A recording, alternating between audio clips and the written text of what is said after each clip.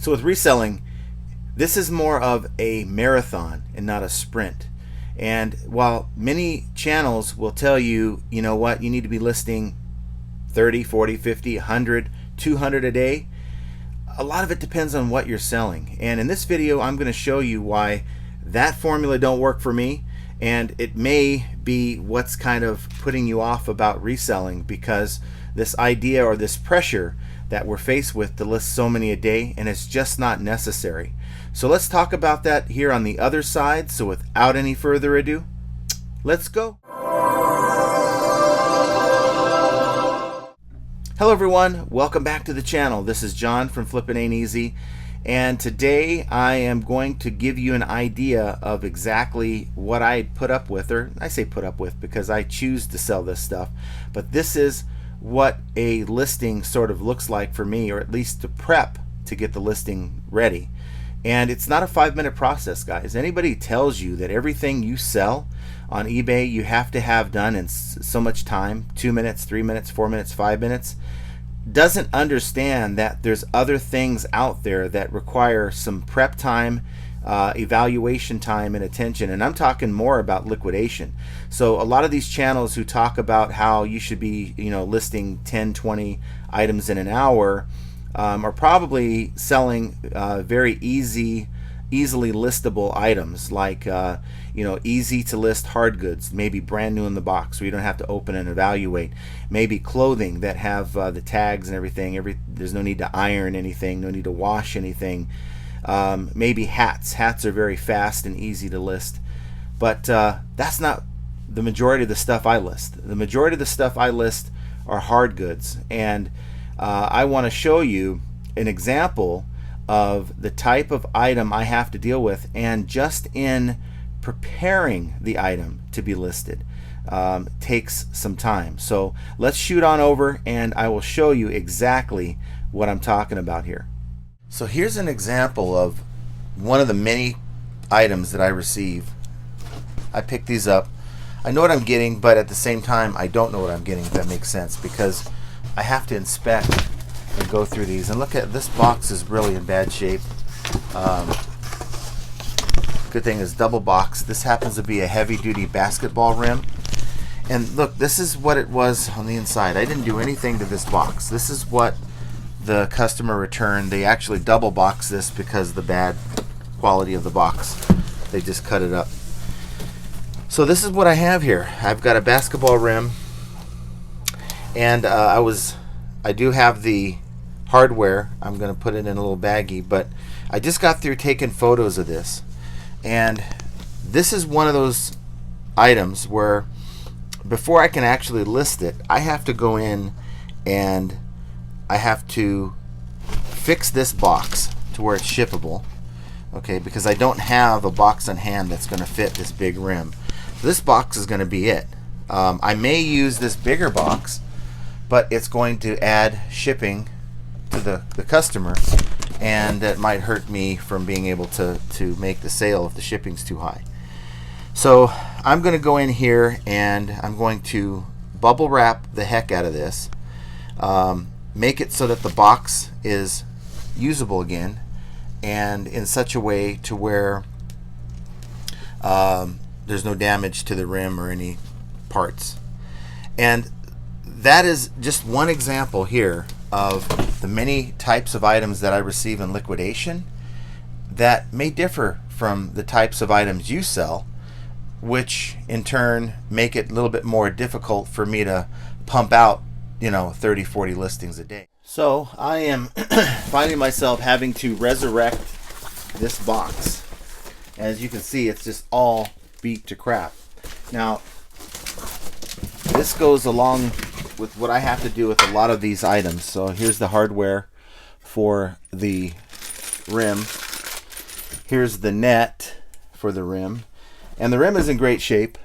Okay, I already did the photos for this. Looks like it's been used, so that's what's going to be sold as used, of course. But I can't list this unless I have an actual idea of what the weight is going to be and the dimensions of this box, which this box is not your normal box. It's form fitted to the rim, but I want to provide some protection. So here I go.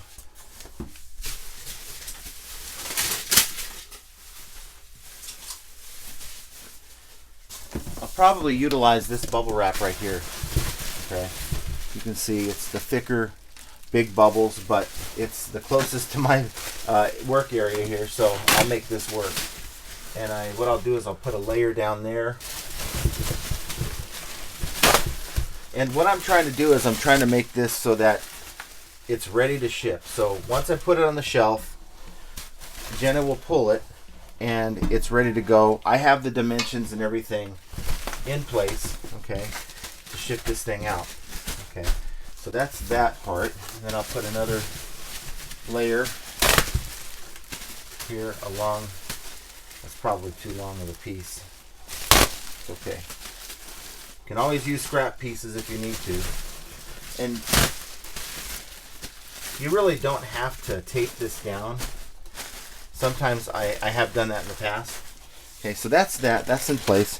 And what I'll do is I'll take this other piece of bubble and I'll simply just wrap like a burrito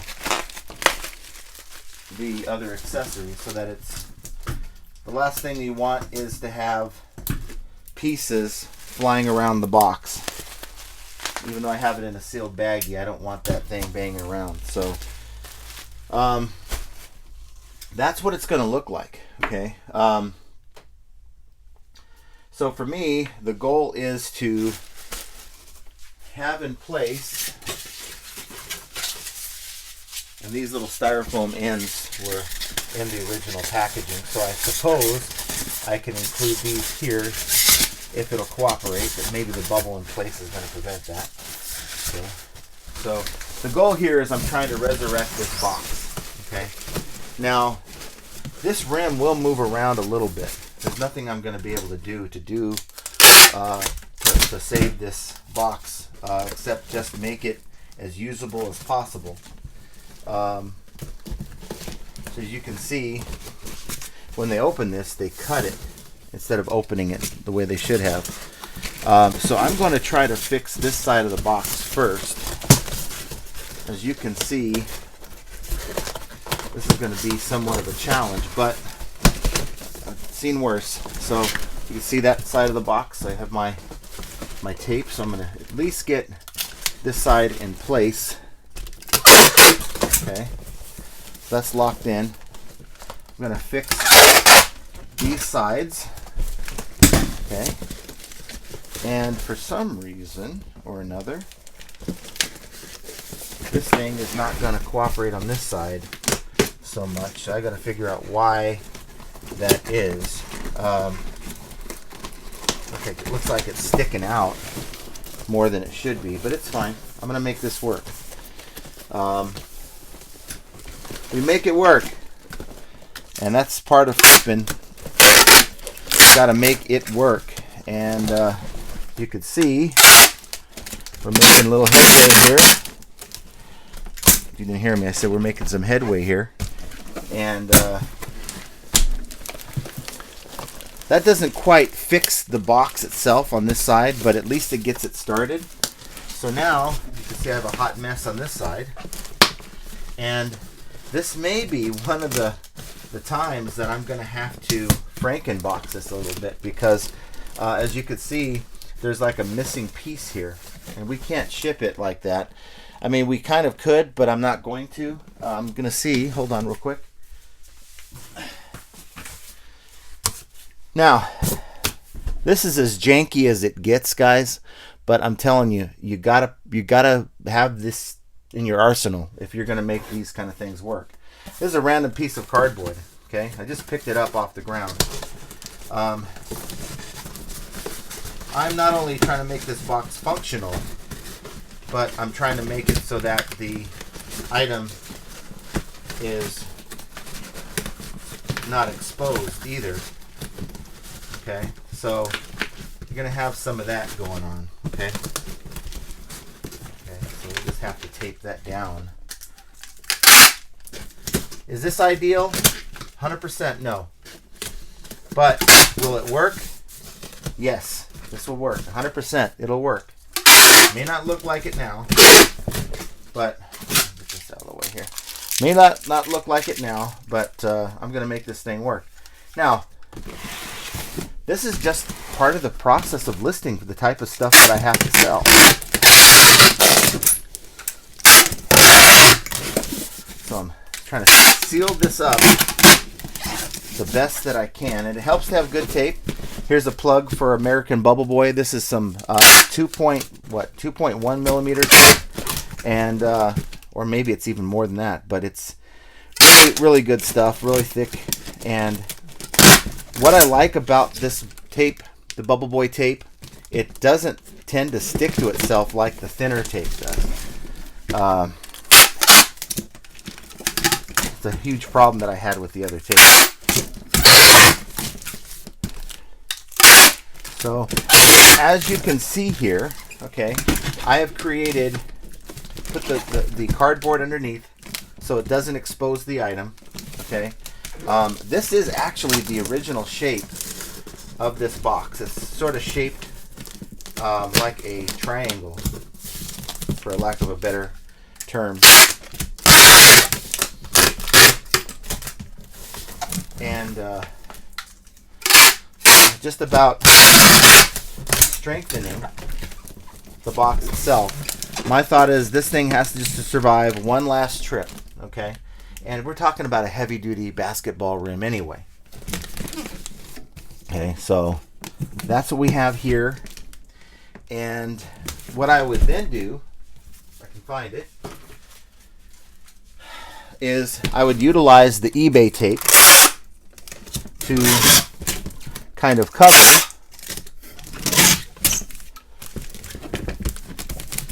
cover this hole, if you will. And the back, you gotta get the back. Look at the back. The back is kind of jacked up too. So we'll do the same things here to strengthen the box.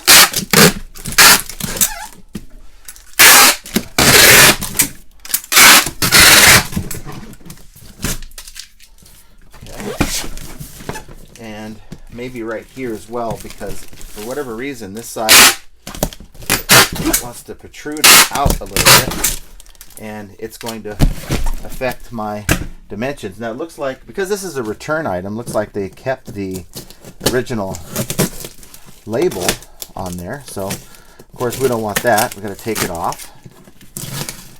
Now all the while, this is one item, guys. It's taken me all this time just to prep, okay? And I don't care so much about that. I'll leave that there because I'm going to cover it with eBay tape anyway. But this is real liquidation, guys. This is real liquidation goods. This isn't me selling a shirt, okay? I'm probably going to make, I haven't even remember the comps on these. Yeah, I looked at the comps on these when I shopped for this. But based on what I paid for it, I paid for this less than $10. And I'm probably going to 5 to 6x my money on this particular item. Right now it's summertime. People are looking for maybe a new basketball hoop for their garage or whatever. It's one of those breakaway rims. And do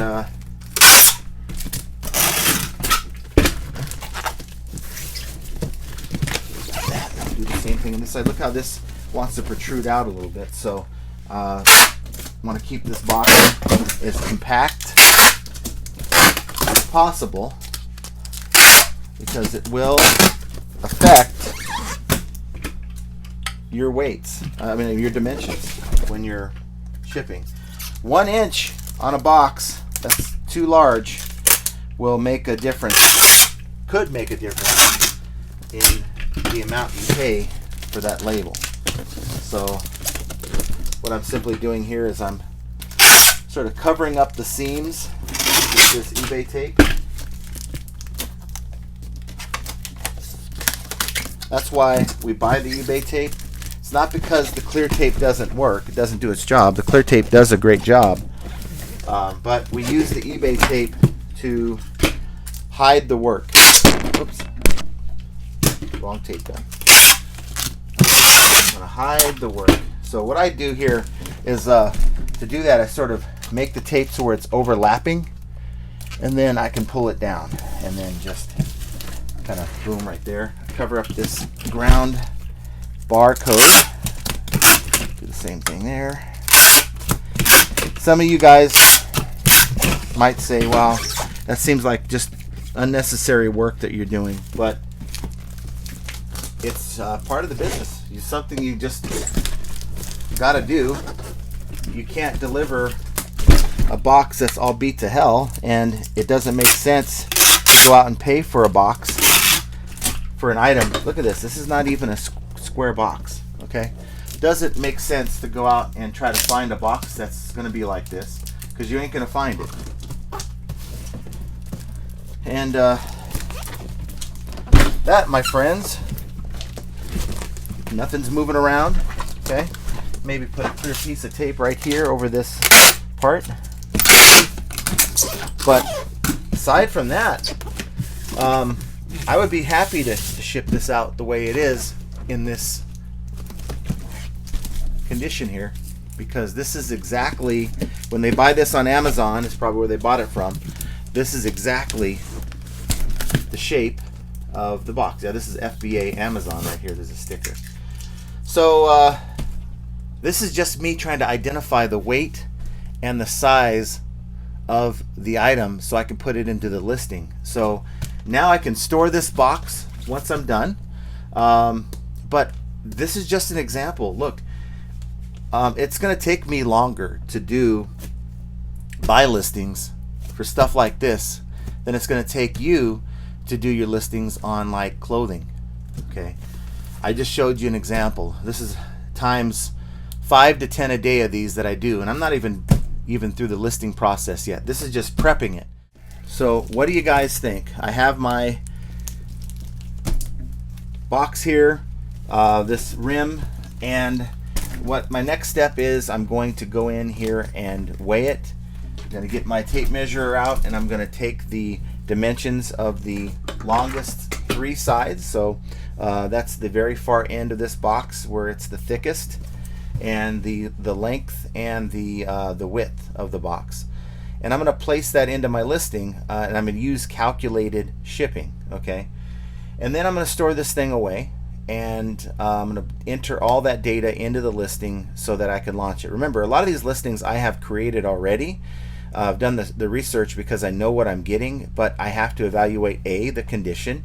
I have to know the dimensions of the package so I can put it into the listing, and then I need to find a spot that's going to fit this large box, and I have to enter that into my SKU so that I can know where to find it. Nothing's worse than having all this stuff done and you sell an item and you just don't have that information posted in your listing, and you're searching high and low for this item. Even though it's a larger box, it'd be easier to find than a smaller, say, trinket. It's still something you want to make sure you're putting into your listing so you're not aggravating yourself. You know, a lot of times we do this shipping first thing in the morning, and you don't want to start off your day on that type of a note. So this is my life, this is what I do, and this is why I only list 5 to 10 a day. Couple that with, we still work on the other account, and so many different things, like just editing videos like this, or dealing with stuff, email, and just different things that pop up throughout the day. And as you can imagine, as much time as it took for me to do this one box, times 5 or 10, because rarely in liquidation do you get something that's pristine. You're going to have to go through, investigate. We talk about, I was joking with Archie that I think many of us resellers can probably qualify to become a private investigator if you think about it, because we're doing so much homework.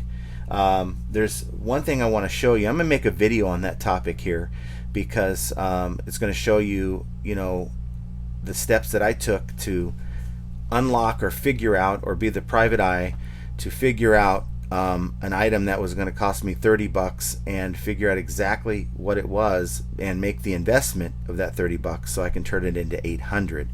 And that's going to be another video that I'm going to be working on here pretty soon. So Just a lot goes into liquidation, and it's not for everyone, but it's certainly rewarding, which is why I stick to it. And the good thing is, the way I source, I can pick and choose and even say, look, I've got 7 days to send this one back. I have that in my arsenal. A lot of you guys don't have that. You go to a yard sale, it's as is. You ain't going back to that house on Wednesday when you've tested it out and it doesn't work, or it's not in the condition you thought it was. So you have to do all your evaluating at that moment. But I have time, so generally that's what I do. There's times that I take some of these things back. They don't meet my expectations, and I don't want to mess with some of them. They're just, like if this box would have been even more shot to hell than it was, I may not have wanted to keep it because it's just too hard to find a box that's going to work for this particular type of item, a basketball rim. So I want your thoughts. What do you think about this? Maybe for you it's not something that you'd sell.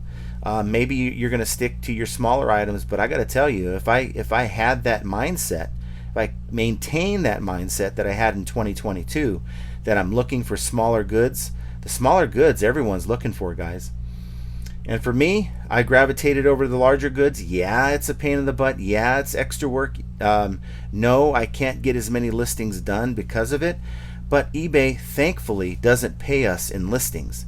They pay us in money. So as long as I'm increasing my ASP, I'm adding the same value to my store that many would add by listing 100 items a day. Just within 5 to 10 items. Some of these items are anywhere between 50 and in some cases $5, $6, $7, $8, $900 ASP. Well, I'm happy doing that, and that's just the business model that I've chosen, and along with it, a smaller size store, and it just works for me. But I wanted to give you an example because I get a lot of questions about how I do this and how I do that. That hopefully gives you some insight about just a basic day in the life of John the reseller and the type of items that I have to deal with and what I have to deal with when prepping these items. So if you like the video, if you enjoyed the content, please hit the like button, guys. I'd certainly appreciate that. Of course, if you enjoy the videos we put out, consider subscribing. That would really help out the channel. We're getting close to 20,000 subs. Very excited about that. And of course, if you want to be notified when we drop a video like this or when we go live, which usually is Mondays and Fridays at 3 p.m. Pacific, 6 p.m. Eastern, then hit that notification bell so you're notified and you can be a part of it when it happens. So guys, large items, the liquidation game, it's the path that I've chosen. And it just shows you that there's more than one way to skin a cat. Sorry for you cat lovers, I didn't mean to offend you, but there's more than one way. And to be successful on eBay, you have to find what works for you.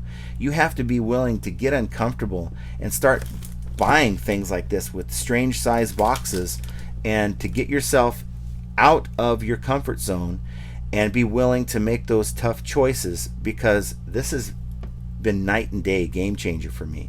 I'm not saying that each and every one of you should go out and start selling liquidation. What I'm suggesting is that you evaluate your accounts, see what changes you need to make, and it very well may be that you're selling the wrong things, and that's why you're not having success on eBay. But these are all things we have to figure out on our own, and just yet another example of how flipping ain't easy. And I want you to have an excellent rest of your day, and we will talk to you very soon.